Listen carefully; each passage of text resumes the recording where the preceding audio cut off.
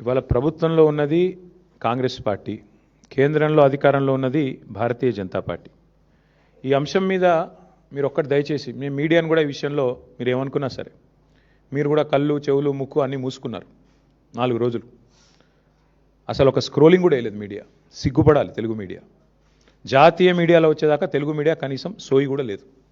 ఇంత సీరియస్ వైఖరి మీద, ఇంత సీరియస్ విషయం మీద అసలు ముఖ్యమంత్రి, కేంద్ర మంత్రి తోడు దొంగల మాదిరిగా ఇద్దరు తోడు దొంగలే.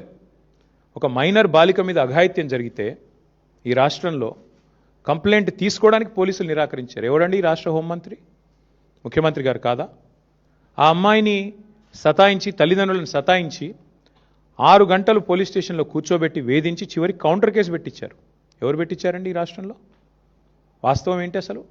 ఆ మైనర్ బాలిక, ఆమె మీద జరిగిన అఘాయిత్యానికి సంబంధించి వాళ్ళ తల్లిదండ్రులకు చెప్పి బోర్మని ఏడిస్తే నిందితుని పట్టుకోవాల్సింది పోయి 9 రోజులు రాచమర్యాదలు చేసి కాపాడిన వెధవ ఎవడు? నేను అడుగుతా ఉన్నా ఈరోజు. ఎవరా వెధవ? ఇద్దరిలో తెలియదా ప్రజలకి? సిగ్గుపడాలా ముఖ్యమంత్రి? ఏమంటాడు మీ డీజీపీ? ఆయనకి ఏమైనా ఉందా తలకాయ అసలు? ప్రైమ్ మినిస్టర్ బందోబస్తులో బిజీగా ఉన్నాం అందుకే కేసు పెట్టలేదా? ప్రైమ్ మినిస్టర్ బందోబస్తు వచ్చినప్పుడు మొత్తం నేరస్తులందరికీ హాలిడే ఇస్తారా? 3 రోజులుగా సంపుకొనరబోయ్ అని చెప్పి మొత్తం రేవంత్ రెడ్డి గారు చెంచల్ కూడా బ్యాచ్మేట్స్ అందరికీ చెలరేగమని చెప్తారా? ఏం చెప్తున్నావు నాకు అర్థం కాదు. సిగ్గుందా అసలు ప్రభుత్వానికి?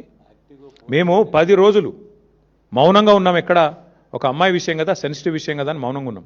ఇవాళ ముఖ్యమంత్రి మాట్లాడిన మాటలతో నోరు విప్పక తప్పని పరిస్థితుల్లో నేను మాట్లాడుతా ఉన్నా. అసలు మెదడు ఉందా ఆయనకి? లేదా వడదెబ్బకి ఏమైనా చిన్న మెదడు కూడా చితికిపోయిందా? ఏం మాట్లాడుతున్నాడు ఆయన? నాకు అర్థం కాదు. ఏదో మా బావమ్మరి దీంట్లో దొరికినాయి అంటాడు. పెట్టు కేసు, ఎవడొద్దన్నాడు ఆయన నిన్ను? ఏం దొరికినాయి? నీ ఎక్సైజ్ సూపరింటెండెంట్ చెప్పింది కదా, అందులో ఏం దొరకలే, ఏం లేదురా నాయన అని. నువ్వేమైనా ప్లాంట్ చేయబోయినట్టున్నావు. మీ వాళ్ళకి చెప్పేది ఆడ ఇరికీయమని చెప్పినట్టున్నావు. అది ఇరికేయలేకపోయినావు. నేనేం చేస్తా దానికి? నేనేమంటున్నా అంటే ఇంత చిల్లర రాజకీయం మంచిది కాదు. 9 రోజులు ఒక పాక్సో నిందితుని దేశంలో ఎక్కడైనా వదిలిపెట్టినరా? ఎందుకు నీకు అంత అండర్స్టాండింగ్ ఏంది మీ ఇద్దరికి? నీకు ఎందుకు భయం? ఒక నిందితుడిగా చూడాలా? వారు ఎవరైతేందా? ఎందుకు కాపాడినామని అడుగుతున్నా ముఖ్యమంత్రిని. చివరికి ఏం జరిగిందండి వాస్తవం? కేసు రిజిస్టర్ చేయడానికి భయం, మీడియాలో రాయడానికి భయం. ఎవడు చేస్తున్నాడు ఈ మేనేజ్మెంట్ అంతా? నువ్వు, నీ ఫ్రెండ్ కాదా? నీ ఫ్రెండ్ ఆర్ఎస్ బ్రదర్స్ కాదా ఇద్దరు మీరు? ఇది వాస్తవం కాదా? మీడియాకు ఫోన్లు చేసి బతిమలాడింది వాస్తవం కాదా? రాయకండి, దండం పెడతా అని మీడియా రాయని మాట కూడా వాస్తవం కాదా? ఇవన్నీ కాదండి.